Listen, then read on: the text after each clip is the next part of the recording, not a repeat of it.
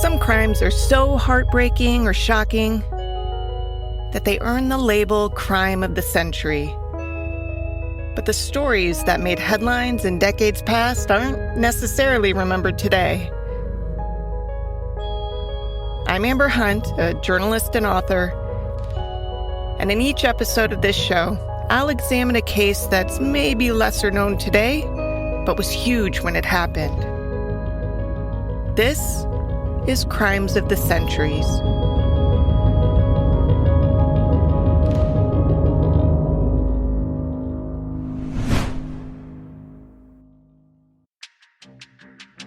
The crowd that had gathered on the roof of Madison Square Garden the evening of June 25th, 1906, had settled in for the second act of a new musical comedy called Mam'selle Champagne. The high society folk attending the premiere were listening to the chorus sing a deceptively risque number called I Could Love a Million Girls. Near the front of the audience was Stanford White, one of New York City's most famous architects, a millionaire and well-known theater aficionado. As the cheery number continued, a strange-looking man haltingly approached White's table. He was strange because he was wearing a heavy winter coat despite the hot June weather.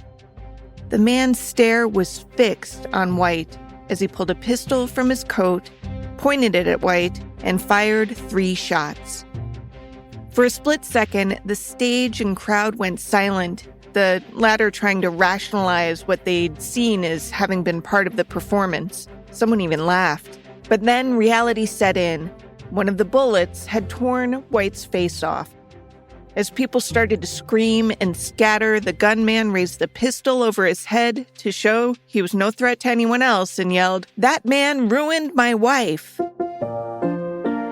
And so began one of the most bizarre and scandalous cases of the early 20th century. One with a trial so high profile that it would be the first time in American history that the impaneled jury would have to be sequestered. This man killed Stanford White.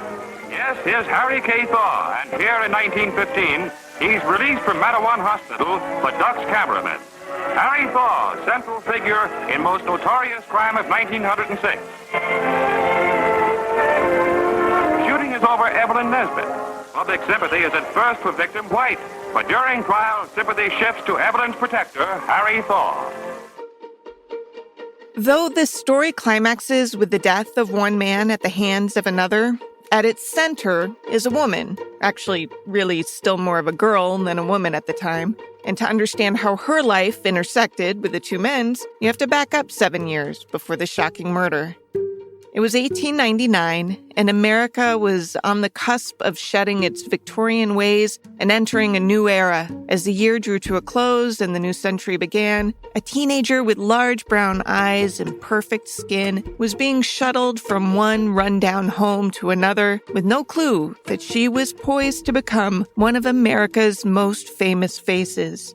This is Paula Uriburu, professor of English and Film Studies at Hofstra University. She wrote a book about this case called American Eve. She was the first it girl of the 20th century, even before people knew what it was. She was sort of the prototype of what we would consider a supermodel. The supermodel's name was Evelyn, and she made headlines for her looks alone. One wire story printed throughout the country in early 1901 read, New York artists declare that Miss Evelyn Florence Nesbit is the prettiest girl of 15 years who has ever posed for them.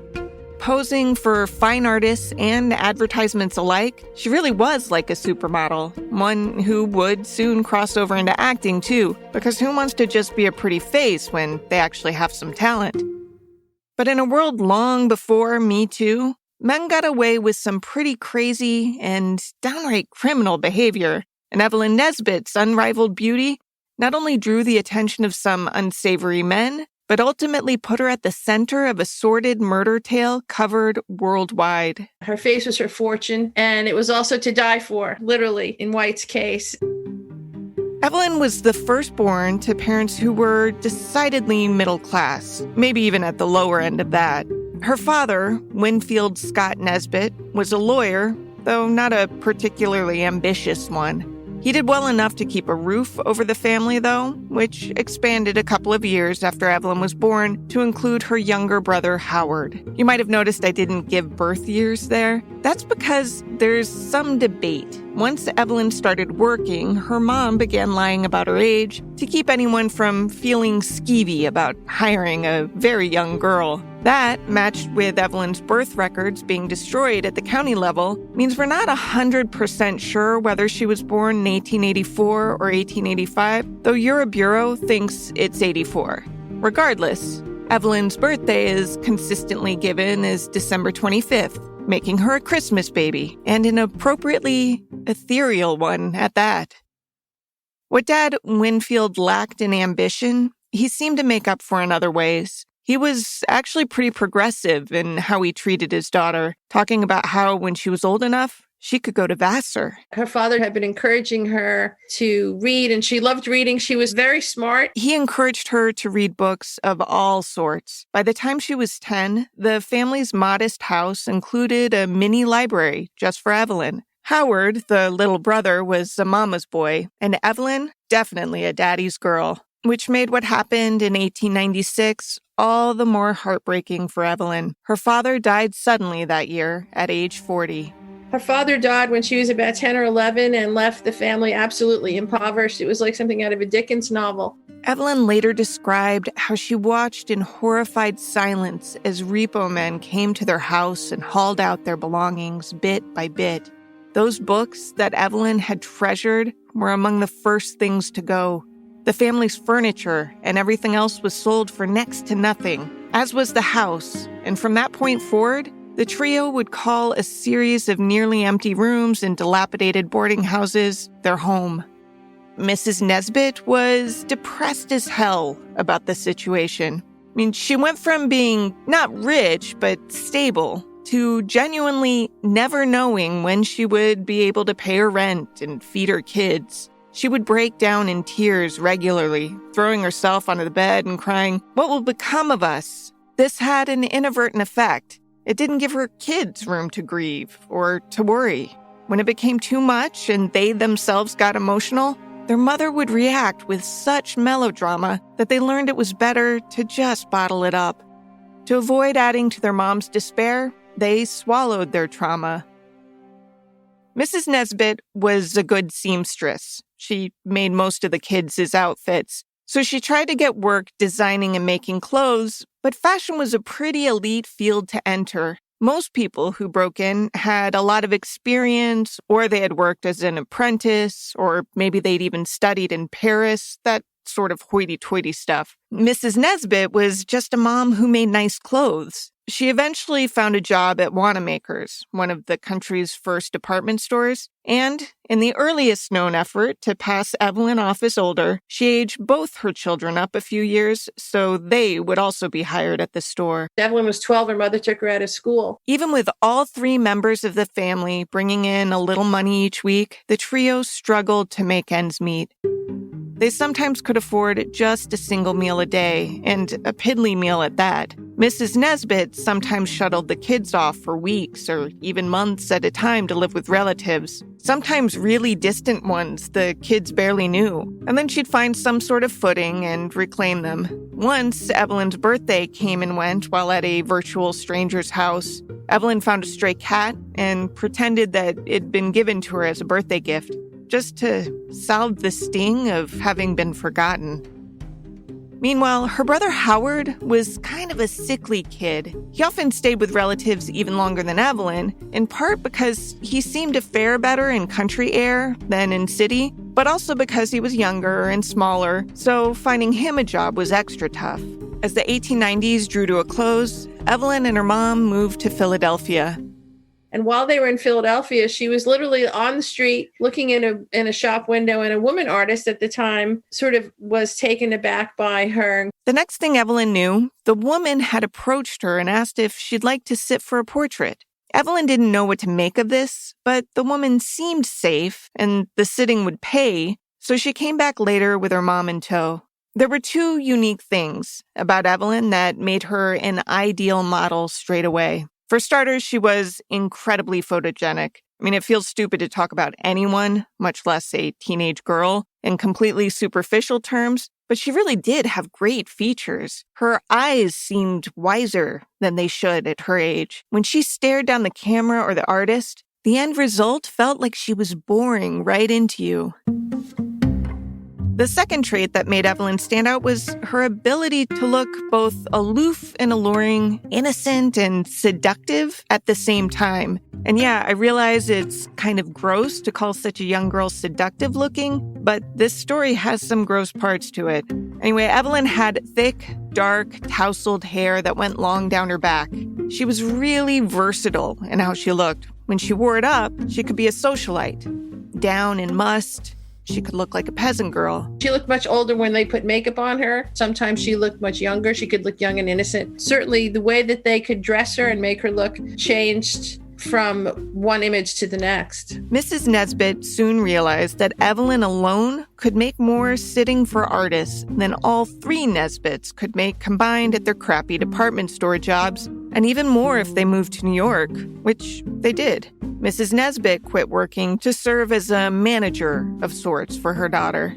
To speak to just how enduring Evelyn's photos are, here's a modern photographer named Ed Vorosky talking about one particularly famous image shot by the photographer Gertrude Stanton. Ever since the first time I laid eyes on this image, it just intrigued me. It just grabbed it just etched itself into my my brain, and I've always been kind of curious as to why that was the case. Vorosky talks a bit about how the black and white image in which Evelyn's wearing a sort of peasant top dress with her shoulders exposed evokes a sense of nostalgia, which might be true today, but that's not why it got so much attention in 1903 when it was taken. Peasant dress aside, it wasn't nostalgic when it was shot.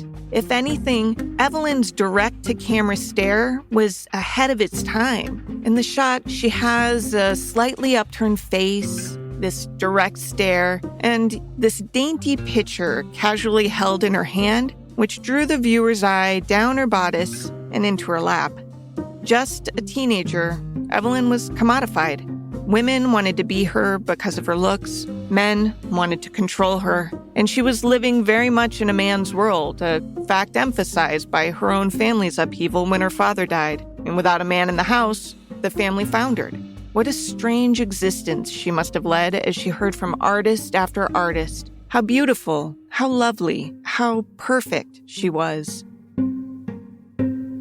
And she became almost an overnight success. I mean, artists, fine artists, painters, sculptors were intent on getting her to model for them. And then soon after that, it became advertisers, everybody from Coca-Cola to Whitman Sampler to her face was everywhere and in the newspapers and on magazine covers and things like that. Even though people didn't necessarily know her name yet, they knew her face. Now, you'd think all of this would have spoiled her in some way, but she was genuinely just a little girl. She loved playing with toys. She sat cross-legged or with her legs pulled up beneath her, a habit her mother would admonish as improper, not ladylike. But she was also disciplined enough to hold different, physically demanding poses hour after hour. Her face appeared in Vanity Fair, Harper's Bazaar, Ladies' Home Journal, Cosmopolitan. She adorned products like beer trays and playing cards and postcards. She became a favorite. I mean, people started collecting them the way I guess you would think of, kids collecting baseball cards did when I was young. Evelyn preferred photography to paintings because the pose holding wasn't as strenuous. Plus, it was around this time that advertisements were starting to use photographs of young women to sell stuff, so Evelyn could make decent money. And it wasn't great. We're not talking Cindy Crawford-level rates here, but she could charge $5 for a half day's work and $10 for a full day, which translates to about $300 in 2020. New York was expensive living then, as it is now, so that didn't stretch far enough to buy a house or anything. But it was certainly a step up for a girl born near Pittsburgh who sometimes could only scrounge one meal a day. And once she became a model for Charles Dana Gibson and was the Gibson girl, that was sort of the thing that solidified everything for her. When Evelyn decided she wanted to act, she didn't give up modeling. I mean, really, she couldn't. While she got paid to perform on stage, she was by no means a leading lady, and her family had come to rely on her income. She made sure rehearsals and shows could work around her schedule so that she could do both. Her first role was as a Spanish maiden in a musical comedy called Florodora, which had debuted in London in 1899 and done well there, then opened at the New York Theater in 1901. It ran on Broadway for 552 performances, the third longest run on Broadway at the time. It was hugely popular. One of its numbers was a huge show tune hit called Tell Me Pretty Maiden. Tell me, pretty maiden, are there any more at home like you? There are a few, kind sir, but simple girls and proper too. Then tell me, pretty maiden, what these very simple girlies do. Kind sir, their manners are perfect. For Evelyn, this all felt like a fairy tale compared to the life she'd led before. She went from being a nobody to being praised and sought after and paid. She figured if she worked hard and made some important connections, she could ensure that she'd never risk going hungry again. What she didn't know was that while on stage, she had caught the eye of a man who would forever change her life.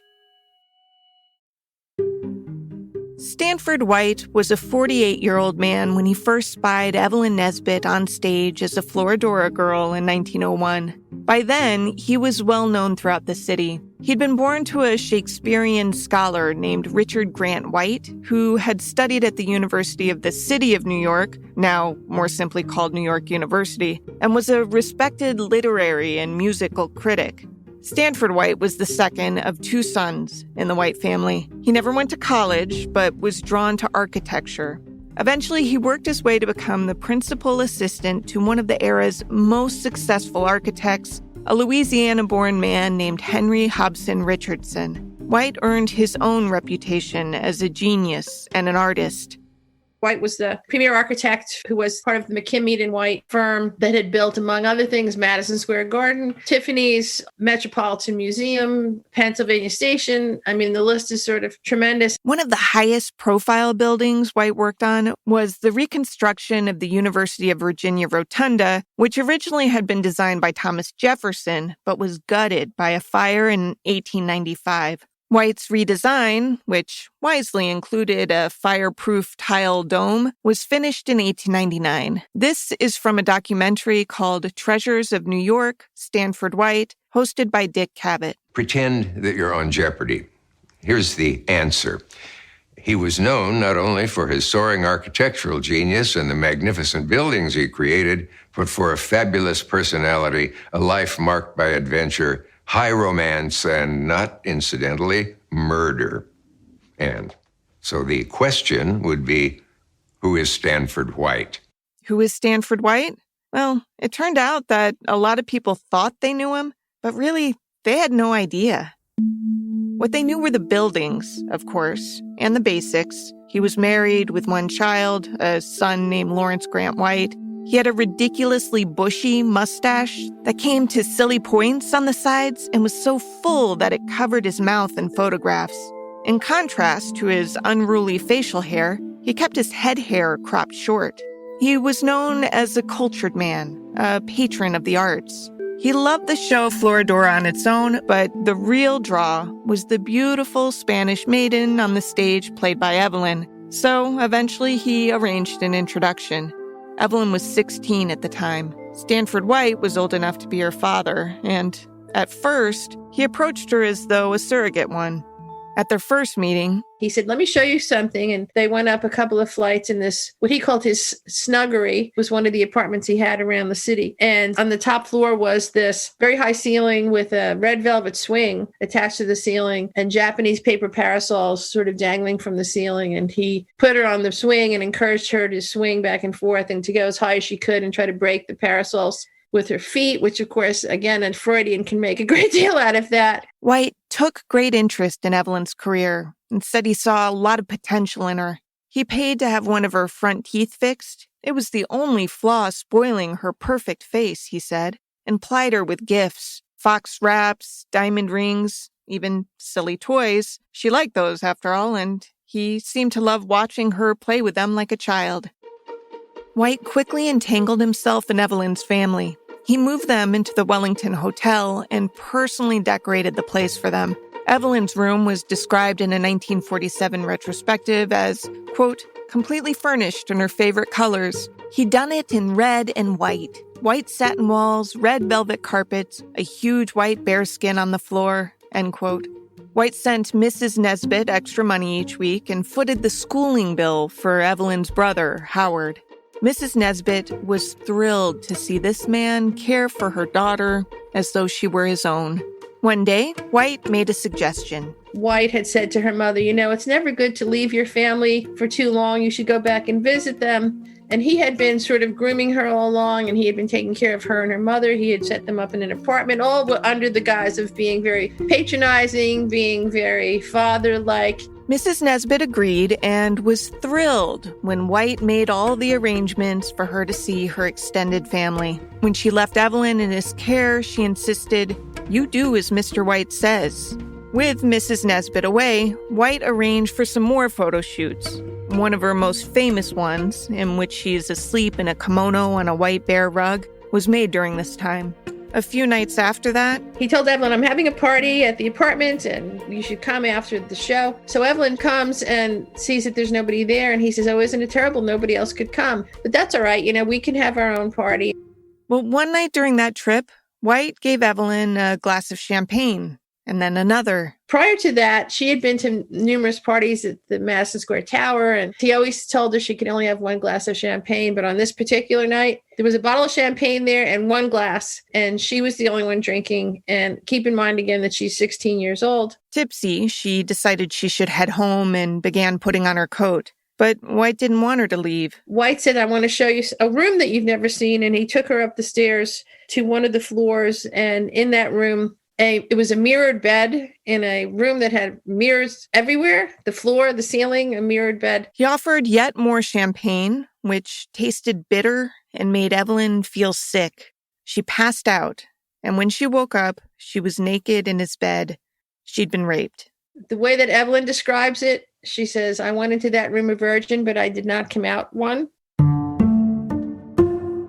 I'd like to think in today's world, there would be no ambiguity about what happened to this 16-year-old girl who loved to play with toys and delighted in swinging. But this was 1901, and White was pretty easily able to convince her that the sin was theirs to share and that it must be kept a secret, lest Evelyn's reputation be ruined. He told her, "Now you belong to me." Because, as we all know, once a woman's been with a man physically, she becomes his property. I can't even say that sarcastically. It's just too gross. But really, back in this time, so much emphasis was put on a woman's supposed purity that Evelyn felt trapped. She couldn't undo what had been done, and she knew that a lot of men would consider her used goods, even if her deflowering had been by rape. Also, White had groomed her and had arranged things so that Mrs. Nesbit and brother Howard relied on him financially. Anyway, Evelyn was shocked and horrified and traumatized and also pliant.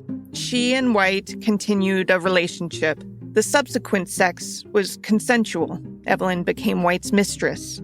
Later, in court, she would describe how he had pushed her on the red velvet swing in his apartment while she wore nothing but the pearl drop necklace he'd given her as a gift.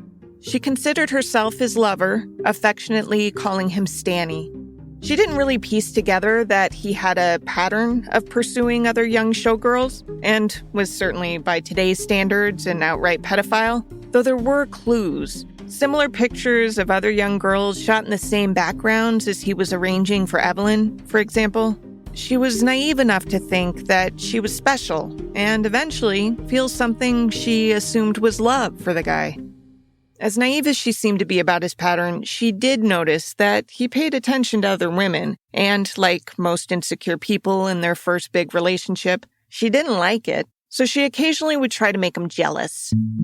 She had a brief romance with John Barrymore, that's Drew Barrymore's grandfather, who would go on to become a famous actor, but at the time was just a cartoonist from a super rich family. He met Evelyn at one of White's parties. The two dated enough that they were mentioned in the gossip columns. Mrs. Nesbit was bothered by the relationship. And John Barrymore at the time pretty much mooched off his family. He drank too much and had a reputation as a playboy. Still, he and Evelyn legitimately hit it off. He was dashing and charismatic and age-appropriate. But there was a problem. As rich as his family was, he himself didn't seem to have much ambition, which reminded Mrs. Nesbit of her smart but rudderless late husband, which in turn reminded her of boarding houses and poverty. Mrs. Nesbit decided to put an end to the relationship by temporarily sending Evelyn away. Stanford White, of course, helped foot the bills. That relationship with Barrymore quashed, Evelyn returned to New York and was again in demand, both acting and modeling. Her relationship with White continued, but it turned out that it had a limited shelf life. It didn't actually last very long. I always argue that it's because two things. She turned 17, and she was also, as I said, she was smart and precocious and very much aware of her power, I guess. And I think in her still adolescent mind, she thought that White was going to leave his wife for her. And when that was not the case, he saw it as problematic. White liked his lovers young, naive, and unquestioning. He was catching on that Evelyn wouldn't stay any of those things for much longer.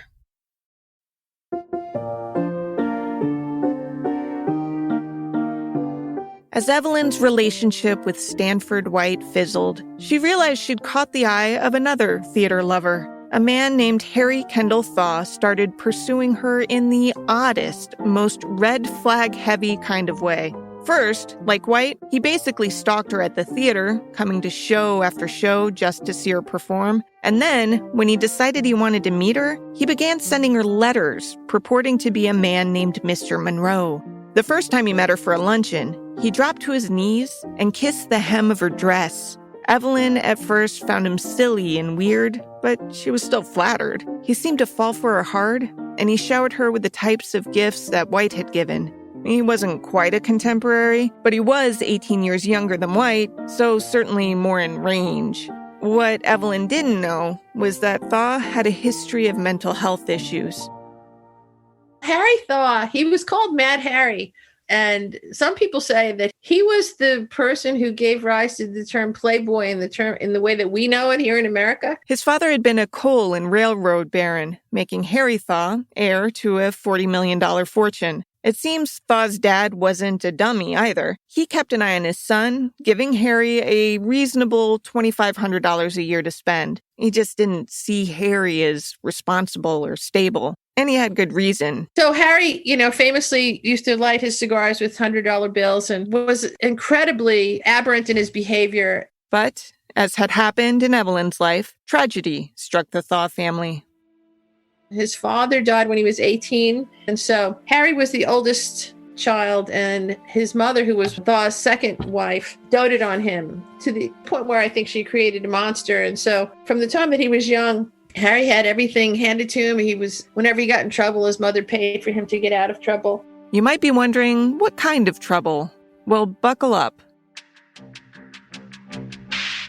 Harry himself, under an assumed name, would rent out apartments in New York City and invite these young chorus girls who wanted to be on the stage, to his apartment, and then he would beat them with dog whips, and he would handcuff them and pour boiling water on them and teach them a lesson. What's more, he was obsessed with Stanford White, a man who had obtained the kind of acceptance in high society that Thaw wanted for himself.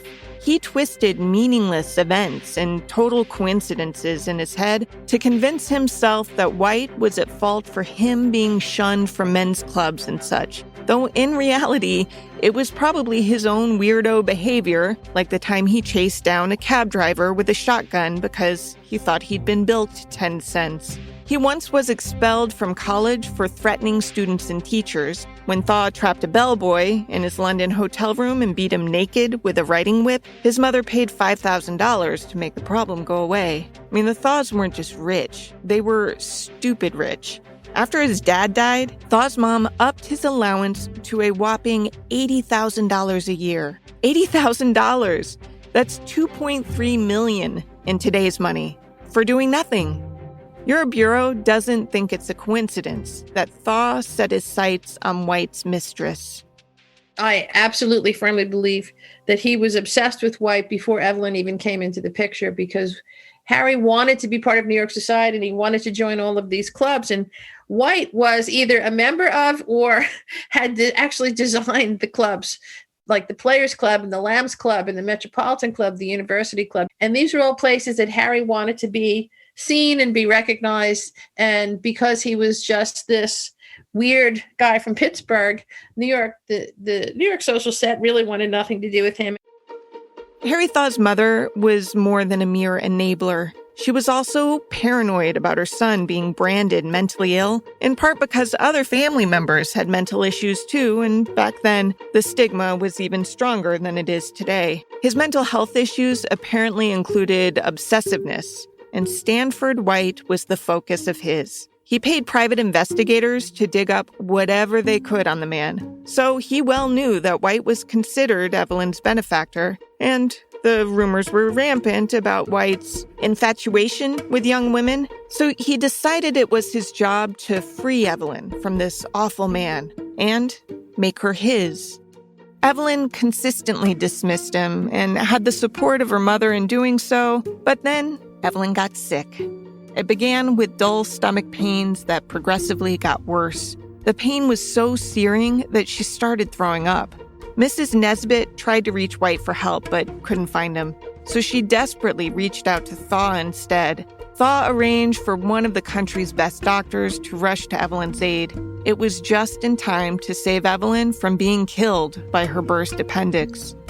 After that, he took Evelyn and Mrs. Nesbit on a European trip, supposedly so Evelyn could heal, though she didn't do much healing.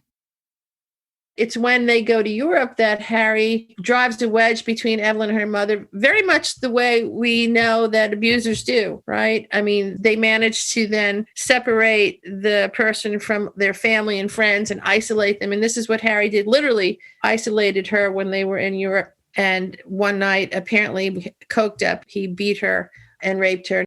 What happened that night was this. Evelyn knew that Thaw wanted to marry her, but she also knew that her relationship with White would be a wedge between them. Despite the fact that Thaw had frequented brothels worldwide, he had made it clear that the woman he married should be virginal. Because of that, she turned down his first proposal. He had persisted, and she wanted to say yes, but she didn't want to start their marriage with a lie. So she made the biggest mistake of her life by telling Harry while they were in Paris what White had done to her. It did not go well. Thaw began to pace and sob. He decided that the champagne White had given her the night of the rape had been drugged, which is possible, and he demanded that she sign a written document saying so.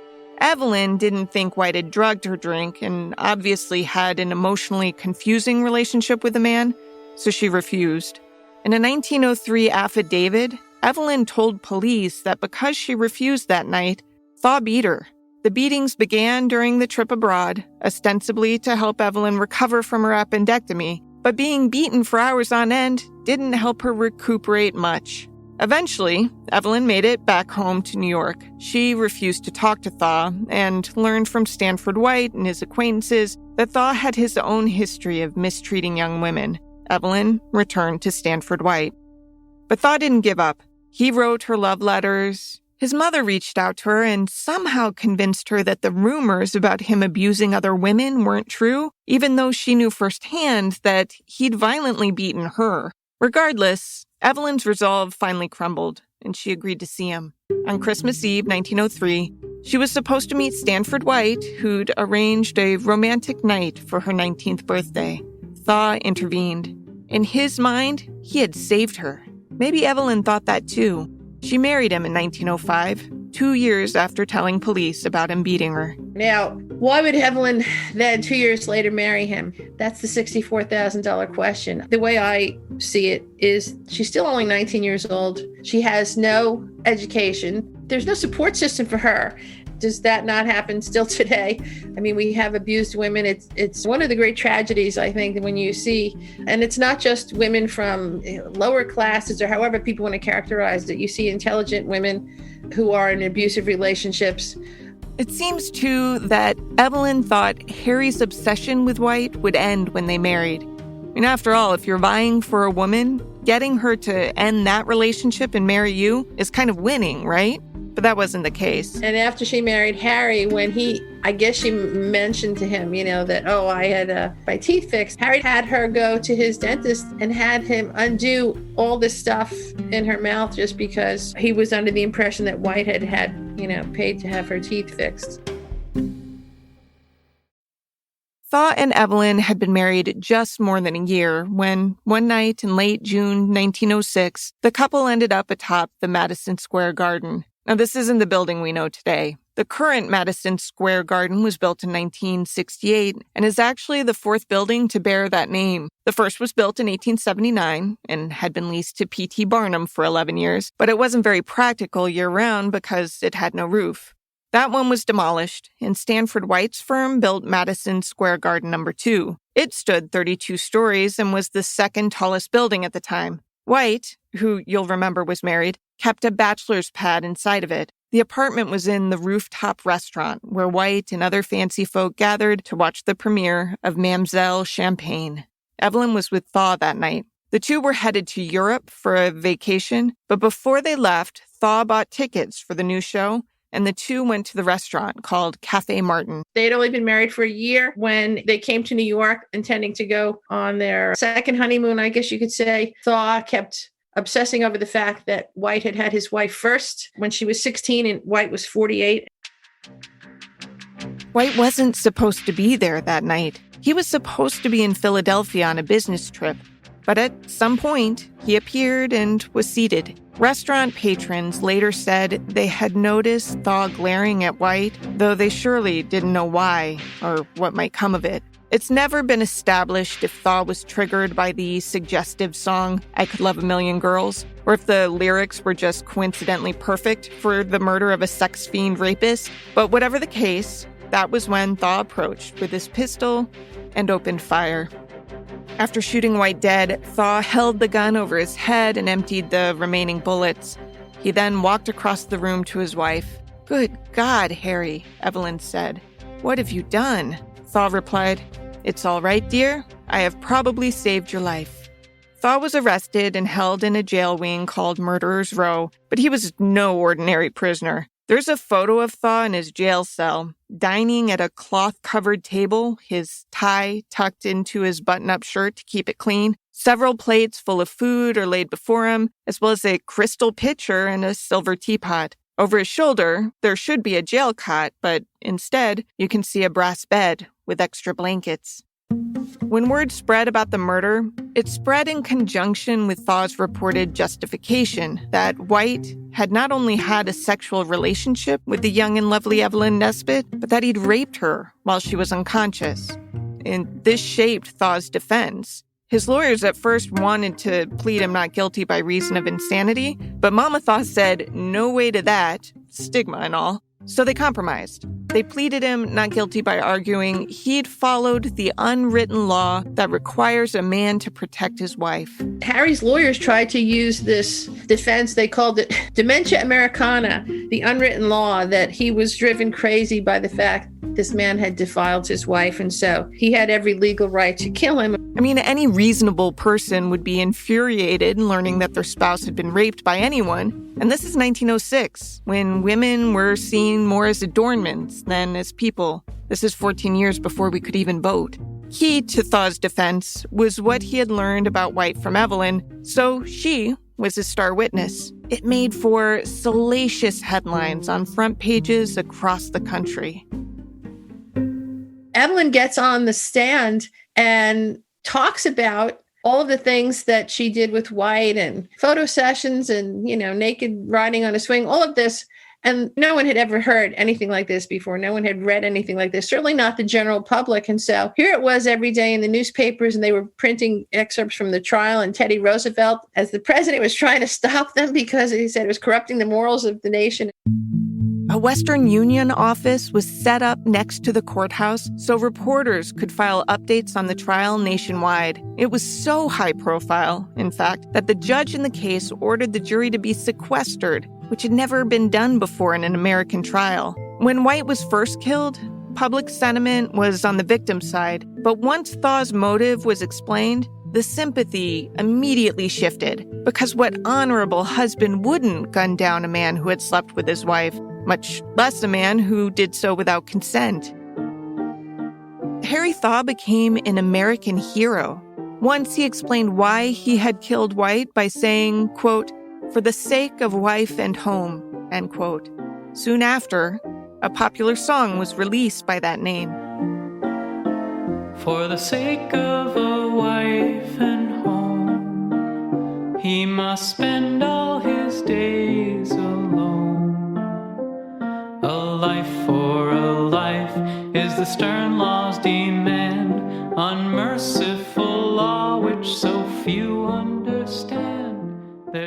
The first jury hearing the case against Thaw sat through weeks of testimony but couldn't reach a verdict. The trial ended with 7 jurors voting for murder in the first degree and 5 voting for acquittal. The case was leveled again, however, and after 5 days of testimony and 25 hours of deliberation, Thaw was found not guilty by reason of temporary insanity in 1908. He was spared life in prison, but he was sent to an asylum. In 1913, he escaped for a day and, according to the Newberry Herald and News of South Carolina, drove madly in an automobile for 50 futile miles through the hills of Vermont and New Hampshire. He was captured by immigration officers in Colebrook, New Hampshire, where scores of people visited as though there were a circus in town. Evelyn visited for years. In 1910, she gave birth to her one and only son, Russell Thaw. She said he was conceived during a conjugal visit. Harry Thaw, however, disputed this. Regardless, Evelyn made raising her son a front and center priority. She didn't want to make the same mistakes her mother had made with her, and son Russell eventually became a renowned pilot. Harry Thaw was released from the asylum in 1915 and divorced Evelyn. 2 years later, he was arrested for horsewhipping a young high school boy named Fred Gump. The Thaw family paid the Gumps $100,000 in damages, and Thaw went back to an asylum for 7 more years. He was released in 1924 for good and died of a heart attack in 1947. Evelyn had falling outs with both her mother and her brother Howard, who blamed her for White's death, even though it was Thaw who pulled the trigger. Howard was especially upset because he'd come to see White as a father figure. Evelyn wrote 2 memoirs, one in 1914, the other in 1934. In 1955, she was paid $30,000 for her life story, which led to the Joan Collins movie, The Girl on the Red Velvet Swing. The world was shocked breathless when America's richest playboy, Harry K. Thaw, walked to the table of Stanford White, America's most renowned architect, and shot him dead with a solid gold revolver.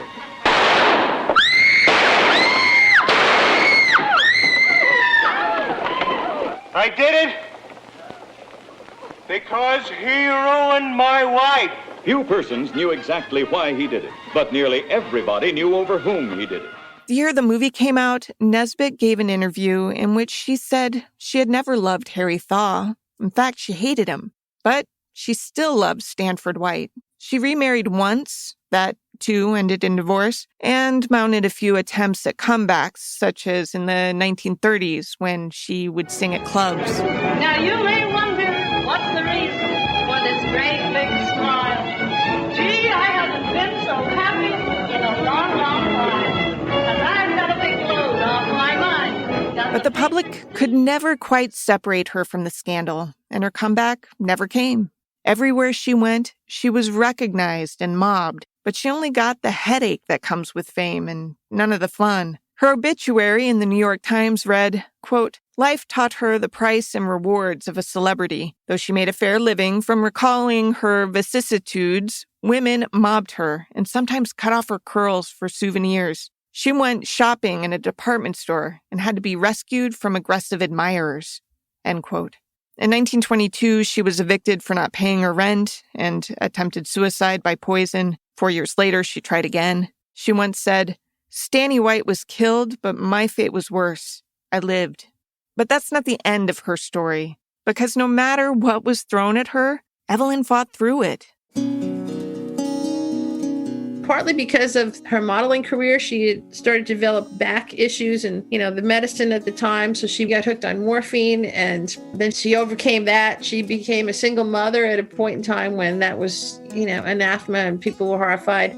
She sort of managed to overcome every obstacle that was in her way and ended up, having a ceramic studio in California, having a family, being a grandmother, living her life, and even being a consultant for the film that they did, The Girl in the Red Velvet Swing. When she was in her 70s and someone asked her about the scandal, she would reply, "Oh yeah, that was when I rocked civilization." Evelyn died quietly in a nursing home in 1967 at age 82. Her tombstone in Culver City, California, makes no mention of her early days as an it girl and supermodel. It describes her simply as mother.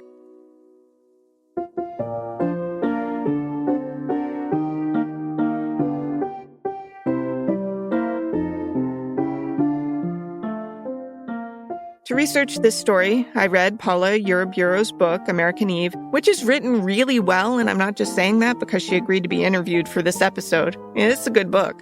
I also read a ton of newspaper accounts, first from the early 1900s when the crime occurred, and then in later years when retrospectives were published. Because we could only find sheet music and not a recording of the song For the Sake of Wife and Home, we asked the awesome Charlie McCarran to record us a version. To hear the whole song, go to our website at www.centuriespod.com. Crimes of the Centuries is a production of the Obsessed Network. To learn more about its shows, go to obsessednetwork.com. This case was researched by me, Amber Hunt, and produced by Garrett Tiedemann.